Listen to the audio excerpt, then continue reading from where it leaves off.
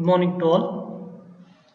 So let us start the lab session on digital signal processing. So here today we'll discuss the experiment one, that is to generate the following sequences, and we'll understand the plotting and labeling the sequences. Under that we will try to discuss about a unit sample sequence, generation of unit sample sequence signal, and generation of unit step signal, followed by sinusoidal waveform and exponential waveform. Oh, this is the definition you already know. Quickly, we'll go through the definition of unit sample sequence. So, the theory behind this is the unit sample sequence is a sequence of discrete samples having a magnitude of unit magnitude at only the origin, and rest all the cases this will be zero. So, which means if I these basic definitions you might have learned in your mathematics, followed by in your signals and system as well.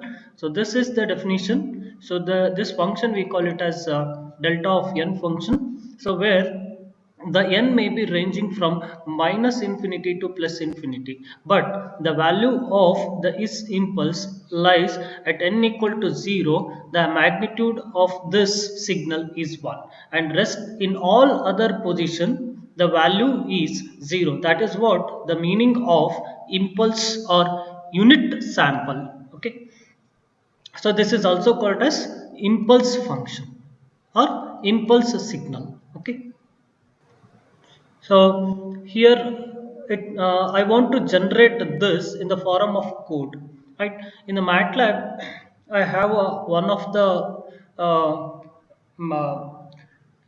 function for this. So as I earlier told you, so these two commands I will be using very frequently.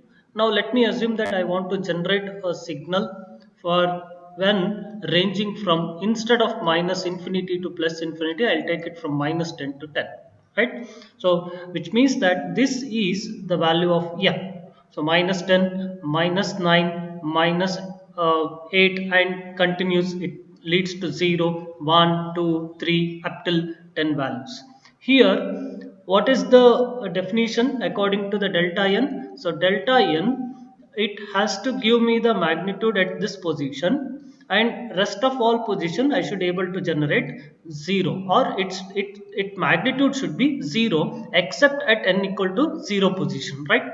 So this is what the meaning of the delta of n generation, or it is called as unit step, unit sample, not unit sample, right? So in the MATLAB, there is one function. Let me understand how the function works. I have a function called zeros. In the previous lab session, I told you to just go through the help window and try to find how zeros works, right? Zero of, let me take you to the help command, then try to understand on your own how it works. Okay.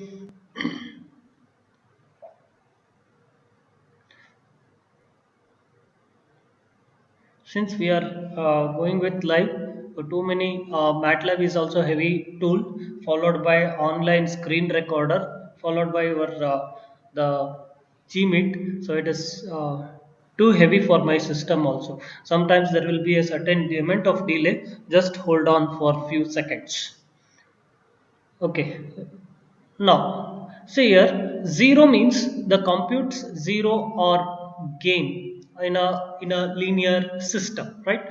So now, if I want to generate, these kind of zeros, I have a built-in function called zeros in MATLAB. So that's what we say, that zeros of how many zeros I want. See, zeros when I write in the bracket, zeros of 1, let me say zeros of 1, only one zeros it will give me. Now I want a series of zeros, right? So I say that series of starting from indexing 1 up till, let me assume 5.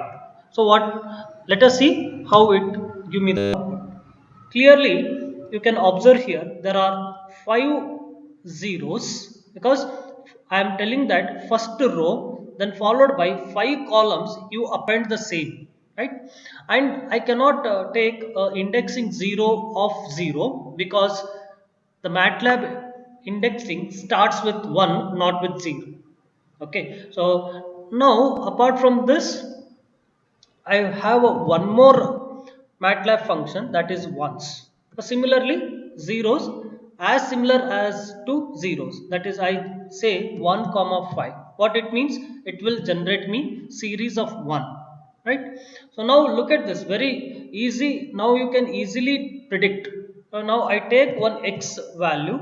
I concatenate these two. What is that? Zeros of 1 comma 5 and ones of 1 comma 5. Now how the output will look like? Look at this. Now there are first 5 values generating the zeros. So n equal to 0, 1, 2, 3, 4. Then followed by rest is 1. Now, if I plot this, is it not become a step function? Definitely, because 0 followed by 1, 1, 1, 1. It is exactly the same as step function. But what is my requirement? I need unit step or impulse function. That's how we try to modify our code here. So look at this. I take a variable on the left hand side called as impulse. I say zeros, I say 1. In the middle I need only ones, right? So for one row one column I required 1 and followed by rest of the value to be 0. This value is ranging from, so this is it will plot me -10, -9 and up till 0, right? So 10 values I am telling that these values the magnitude is supposed to be 0, then exactly at this position I need 1, then followed by the rest of the values up till 10, from 1 to from 1 to up till 10 it should be again 0. That's it, right? So this I'll plot using discrete type of plotting, that is using stem, then followed by labeling those x-axis and y-axis. Quickly we will see the output of this particular uh, thing, waveform. See, this is to generate the unit step function. So this is all about uh, just see this output.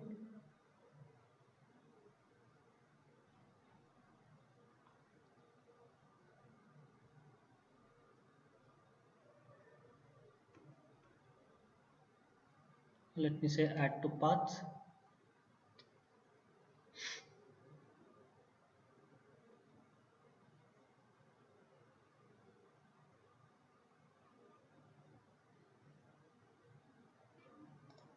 It is taking some time.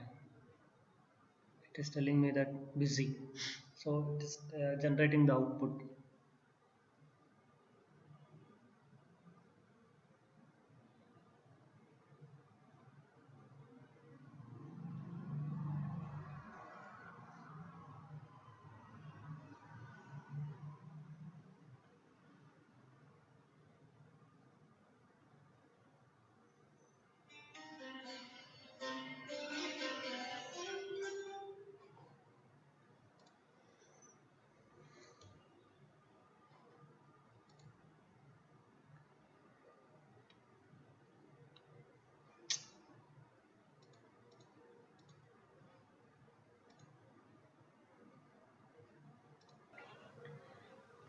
Now we'll move for next example, generation of sine and cosine waveform.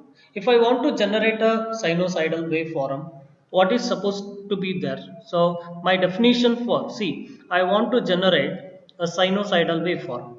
Okay, then stating this as t and stating this as my amplitude. Now how do you write this particular figure mathematically? So because I need a mathematical statement to implement uh, any of the waveform, right?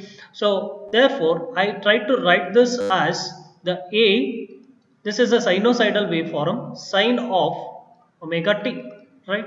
So that I will call it as y equal to sine of omega t. So in this model, so I need here I took this as, you can take this as t or x axis or t or t time period. So in steps of from 0 in steps of up till 10 values.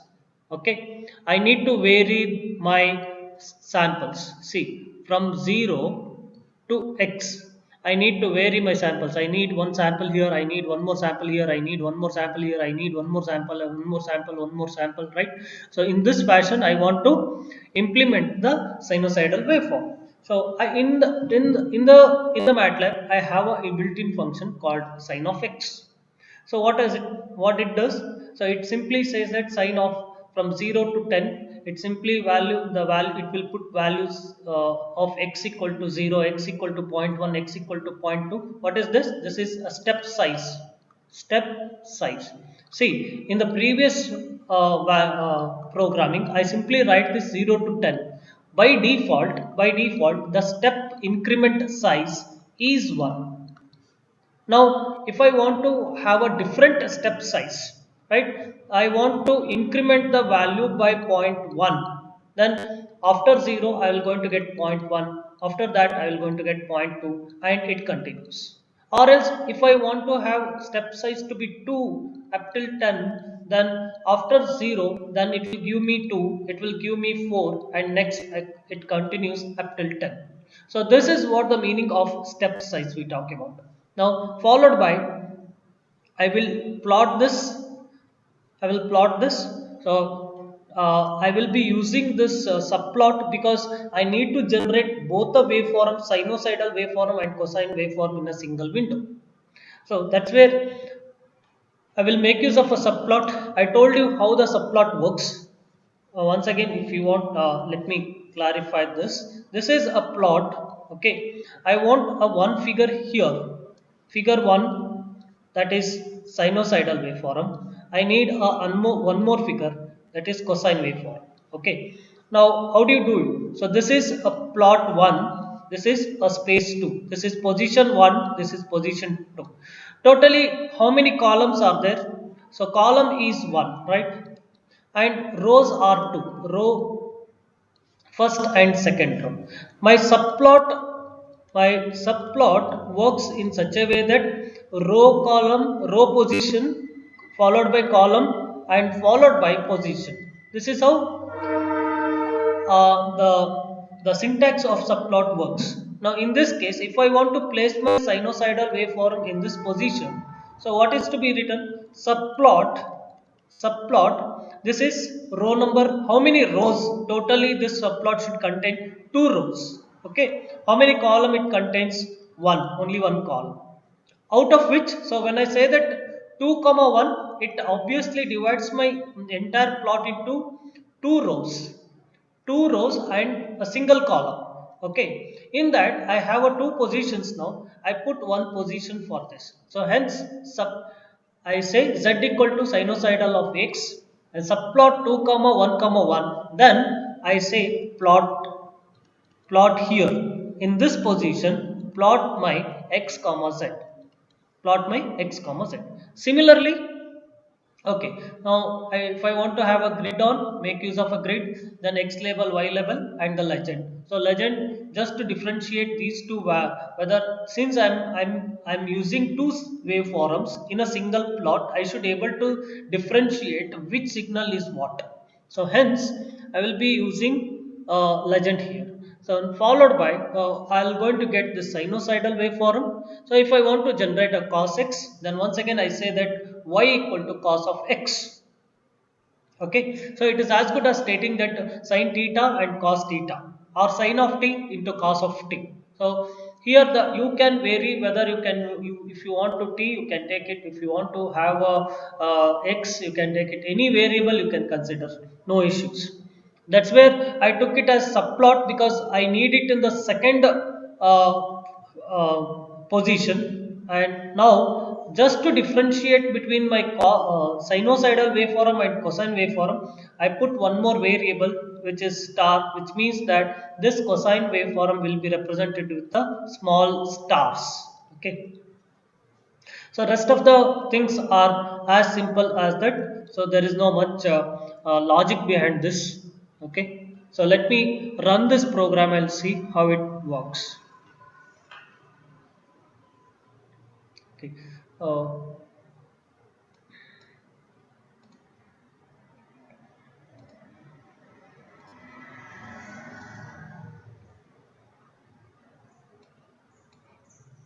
here itself I will vary the this one, CLEAR. So CLEAR clear all. Then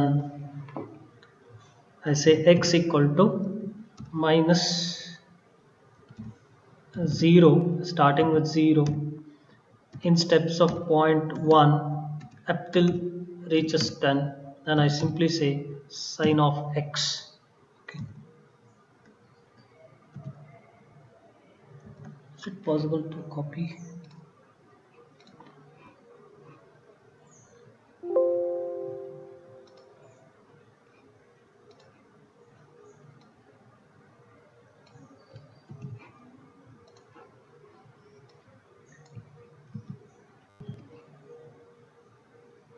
Okay. Now let me plot this.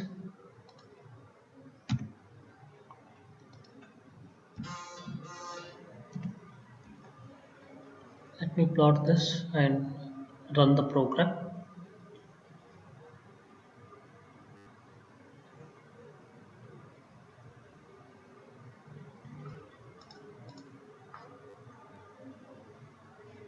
Okay, now look at this.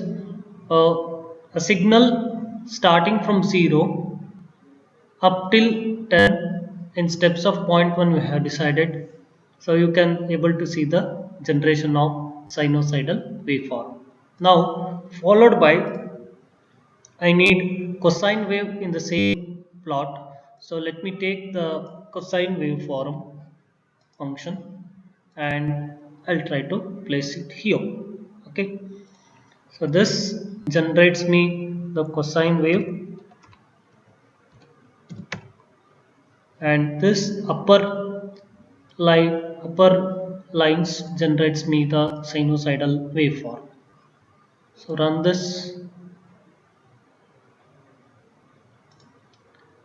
Okay, observe here. That's where I told you I'll try to generate this with respect to star. Okay, so even for your simplicity, I'll just say plot. Okay, now you can observe the output. Now you can observe the output.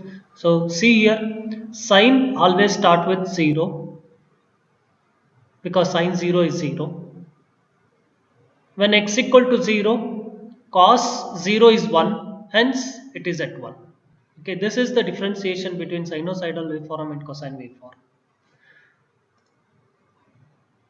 Now, if I want to have this to be plotted with the discrete signal, then I will be using the stem function, and let me program. Now see how the output varies here. Look at this. Now the sinusoidal waveform, earlier it was like a c of t or a continuous x of t values.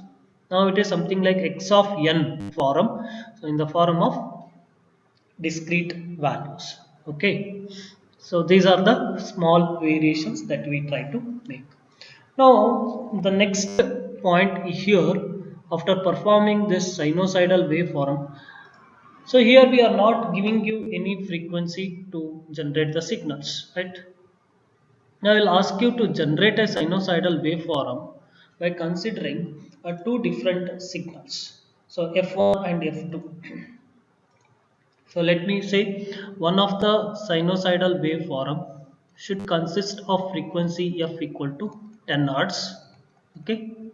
Then another sinusoidal waveform should consist of frequency around 100 hertz, f equal to 100 hertz.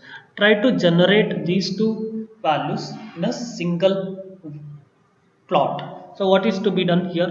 So again, I'll take, see the basic definition of, and here I'm not giving you the amplitude also. Simply I'm trying to say sine. So that's where I'll just give you the hint. Try it on your own. So that definitely you're going to get. So it's just like a fun. Just few changes in your programming. It will alter your output, and then once again you can see how the output varies. I want to generate this function, so let me call it as s sine wave wt, and here also w1 I will call, and y2 equal to sine of w2t. Okay, what is w here? W1 is nothing but 2 into pi into f1, right?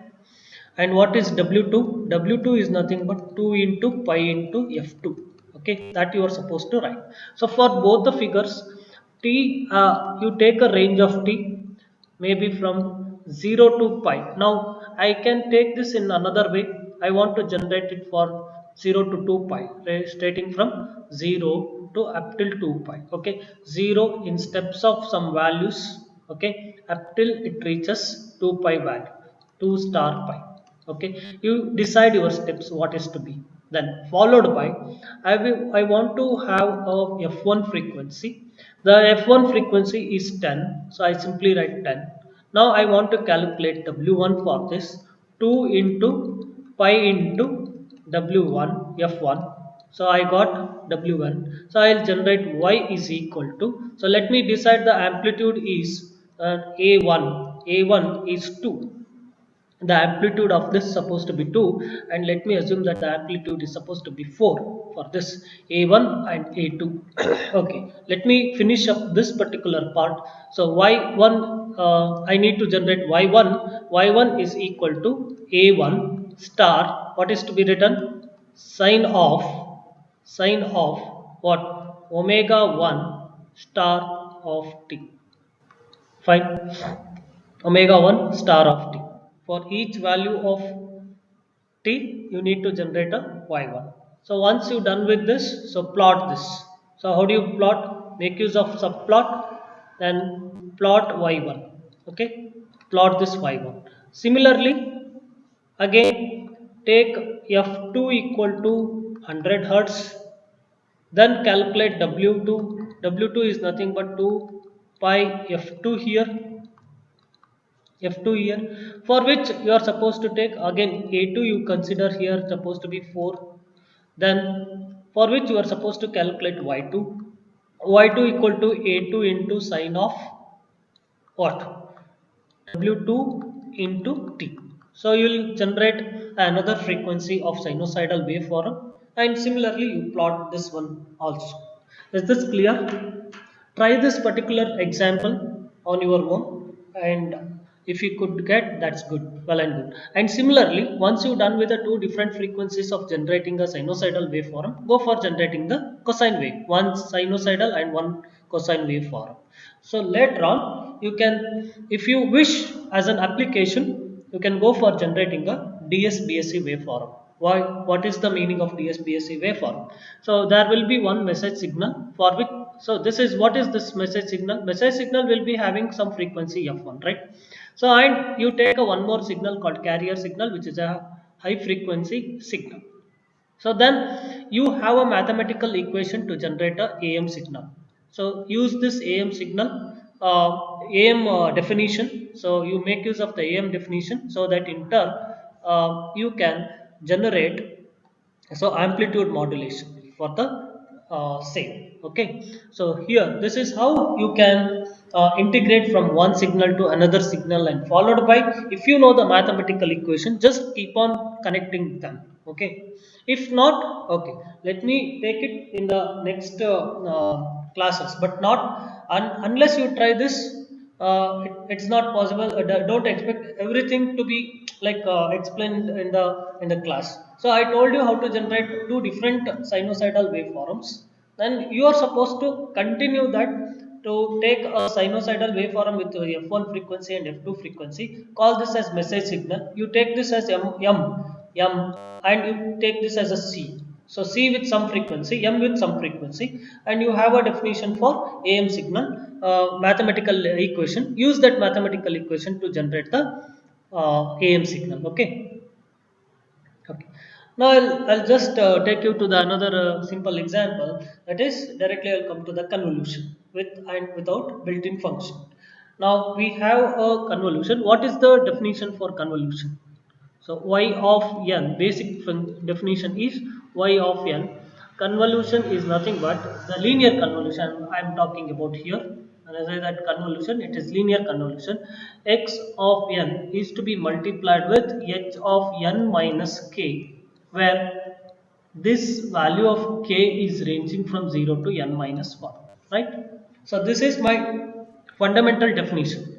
Now assume that x is having some length here l equal to 4 value, and y is also having a length of l and m with 4 value. So not l, h. What will be the final output length of y? So that will be the length like l plus m minus 1, right? So which means that the output will be the length with 7 now. So if you take 1 2 3 4 and 0 1 1 1 as impulse function, impulse response h of n, and x of n is to be 1 2 3 4, then after convolution I'm going to get a y of n with 7 length of 7 sequences. So now how do you calculate mathematically with respect to your signals and system? You already know this, right? So if I want to calculate y of 0, then I'll put n equal to 0. Y of 0 is calculated in such a way that now n is 0, x of 0, h of 0, and I simply put k equal to 0 plus x of 1. So up till what value? So see, k equal to n minus 1. What is n here? N is nothing but this length, output length, right? So up till from 0 to 6 gives me 7 values. Now this is supposed to be continued. This value is supposed to be continued from capital N ranging from 0 to 6 in this condition, with respect to this condition, right? So I keep on taking that value, the k value, sorry, this k value should move from 0 to 6, right? X of 1, h of what is this? 0. N is 0 for first iteration, and k value increments by 1, plus x of 2, h of,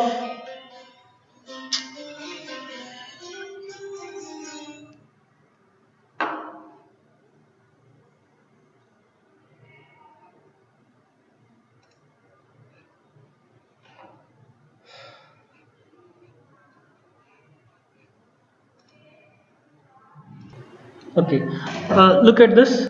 The definition for linear convolution is y of n is equal to, I try to have a habit of writing like x of n convolution with x of n minus k, h of n minus k, where this is going to be ranging from k from 0 to n minus 1.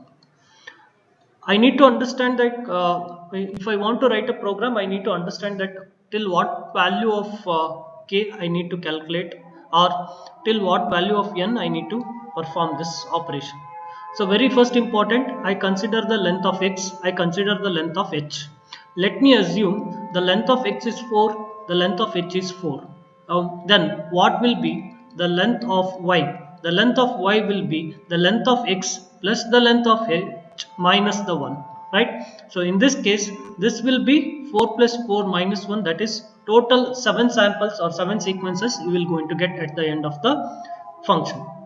Now let me assume that if I want to calculate how actually theoretically how we try to calculate, For example, if I want to calculate y of 0, I'll put n equal to 0. Y of 0 is calculated in such a way that, so I put x of 0 here, then h of 0 minus k is 0 in this case, right? So this is the length n, where this is called as up till n, right? So plus x of 1 followed by h of n is uh, again 0, sorry, n is again 0, and k is changing from 0 to 1, right? And similarly x of 0, again this h of 0 minus 2, and this continues till what value?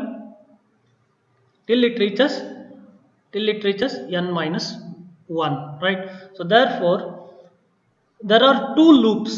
One is outer for loop and another one is inner for loop. So this is outer for loop for n equal to 0, n equal to 1, n equal to 2, right? This is my outer for loop. So outer for loop is once again total value of y. So y ranging from 0 to y of n minus 1, that is total length. I need to calculate in this case what is the length of y. Y should be 0 to 6. These are the 6 values, 0 to 6 values I need, that is total 7 values of y I need. So therefore outer for loop is written in such a way that for I take a n value is equal to ranging from 0 up till the last value is n minus 1, right? For first iteration y of 0, I simply say that y of n equal to, or y of n equal to 0, then followed by inner for loop once again, where I consider this value to be k. K is my inner for loop, right? K equal to 0, k equal to 1, k equal to 2, right? I take this value to be k. K is running from 0 to, once again, what values? You can consider k equal to 0 to n minus 1, then followed by what is to be performed. I need to perform the multiplication of x of 0 or x of n multiplied with h of n minus k. I need to multiply, then this is entire thing supposed to be added with the previous value, that is y of 0. So I consider this y of 0 first, okay, then followed by this summation. Once again I add it to the same y of n, so that's where I call this as y of n.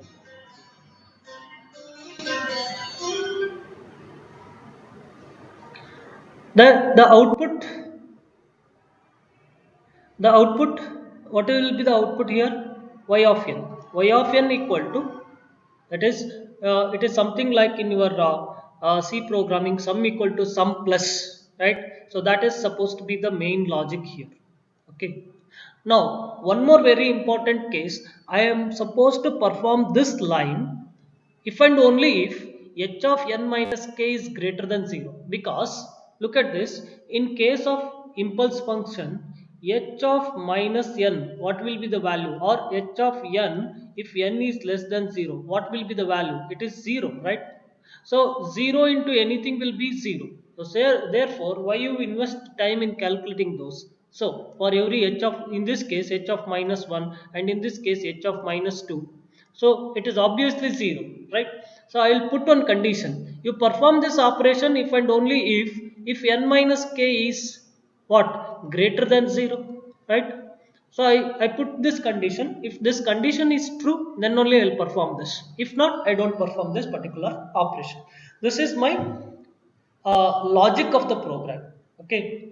So let me take you to the programming. Okay, now I consider the two signals, x equal to some value and h equal to some value. So I need to, first of all, before proceeding, I must know the length of these two, right? So therefore I consider L to be the length of x and M to be the length of h. Finally I should calculate, because if I want to calculate y of n, I should know what should be my output length. So hence I will be keeping this n equal to L plus M minus 1. I'll come to this point later in point of time. Here, this doesn't make much difference, but definitely in terms of linear circular convolution, this matters. So, if the length of x and h are not same, suppose assume that the length of this is 3 and the length of this is 5. So once again, in order to match this length, what we do is we append the zeros. We append the zeros. So if I want to match the length of x with h, I take the length of L and append those many zeros. Similarly for h, also I'll take the length of this, I append the zeros. Now, this is the heart of the programming. So, where I consider n equal to up to n minus 1. So, I cannot write simply y of n because y of 0 there will be no indexing as per the MATLAB, right? So, hence I take it instead of, see here, look at this in the previous.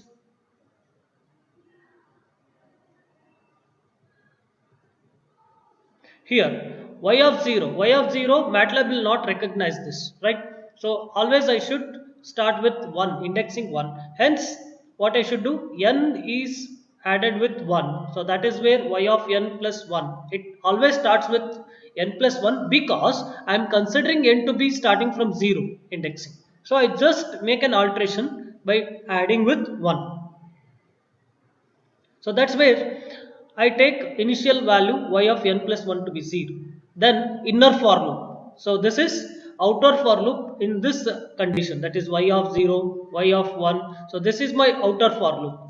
And this is my inner for loop where for every value of k, I need to multiply h of 0, h of n minus k and x of n, right? I need to multiply these operations for every value of k. What about k length? K will be moving from till the how many value of x are there? Those many values I need to multiply. If there are x value, x of 0, x of 1, x of 2, x of 3. If there are more number of values to be x, then I need to take till the length of x. Hence, in this condition, I take the x, length of x, that is L, till you complete the complete value of L, complete value of x, keep on multiplying the value with h of n, right? So that's where x of k plus 1 into h of n minus k plus 1. So it is as good as x of k multiplication with h of n minus k. This is the operation that is to be performed. But since MATLAB indexing k will not be under, if k becomes 0, x of 0, that is not possible here. That's where 1 plus 1. N minus k, once again, if it give me h of 0, once again, there is no MATLAB indexing for h of 0. That's where plus 1 is going to be added. But to perform this operation, it is possible if and only if h of n minus k is greater than 0, where n minus k is less than 0, it will be h of minus 1. For every h of minus n value, I will say that the value is supposed to be 0, right? So hence, I will check before performing this operation, I will check n minus k is greater than equal to 0 or not. If it is greater than equal to 0, then I perform this summation. If not, if n minus k is less than 0, automatically this step is not going to be executed. It will come out of the loop. So that is the simple logic that we try to adapt here. So this is simply a summation that how I am trying to add it. Okay. So y of n plus x of k into convolution of h of n minus k. That is what the operation that is going to be performed within this. Okay, this is the main logic. Okay, inside the I'll try to display the y here. Now I want to check whether this y is perfectly correct or wrong, which means that my logic is perfectly working or not. So therefore, inbuilt function is there in my MATLAB, that is convolution. CONV is the built-in function. I will be using this built-in function to check whether my output is correct or wrong. So x comma h, I simply say conv of x comma h, conv of x comma h will give me the convolution output. Now let me check this output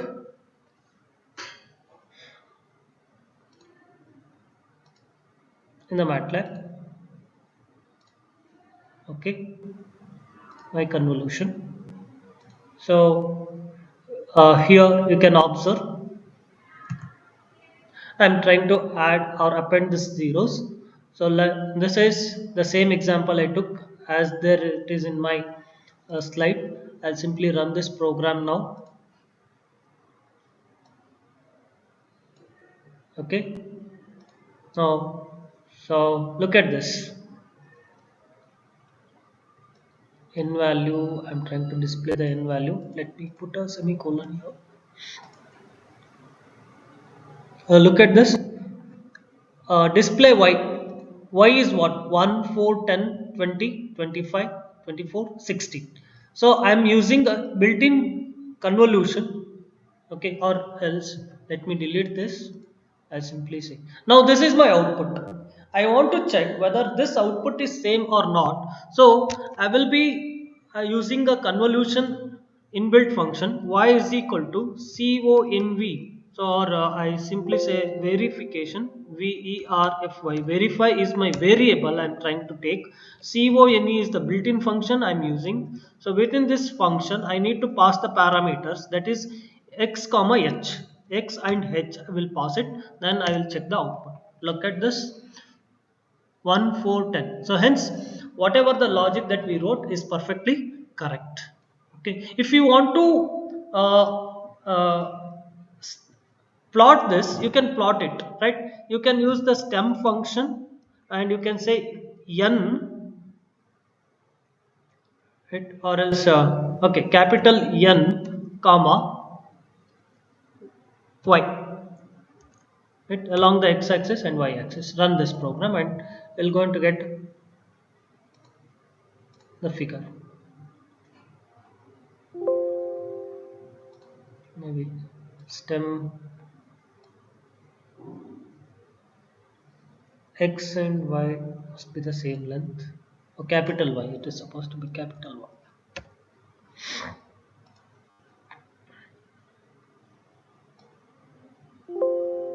Undefined variable y. What about here?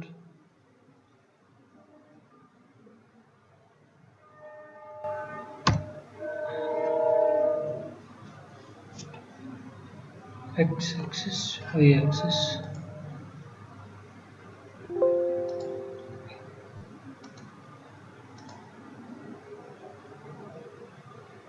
This is stem y.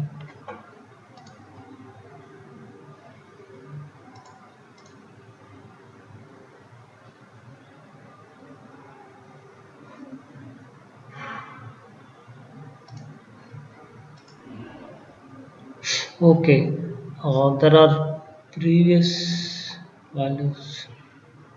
Display y.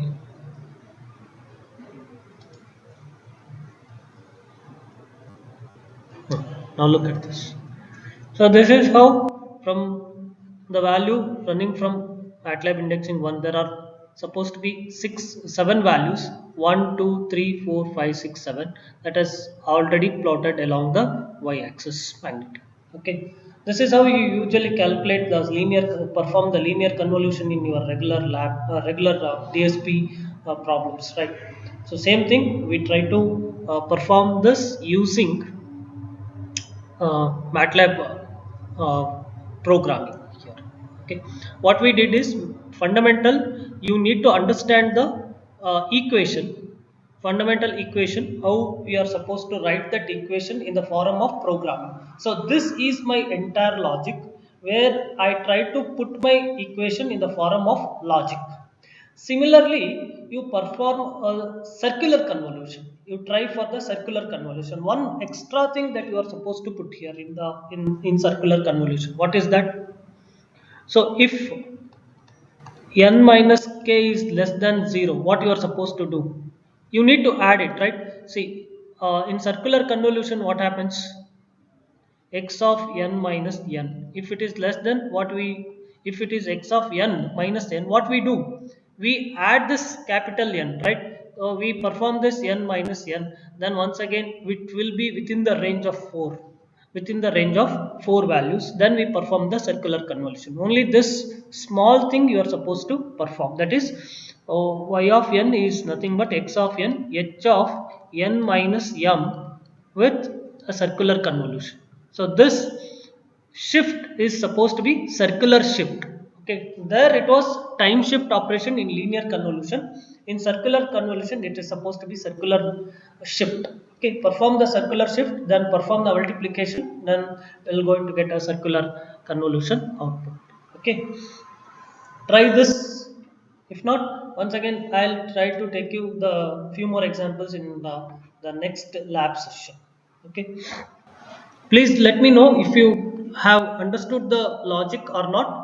If not, I'll try to see, I'll see to that another way of in another way of convincing, so that you will understand these kinds of logic, how to write the program.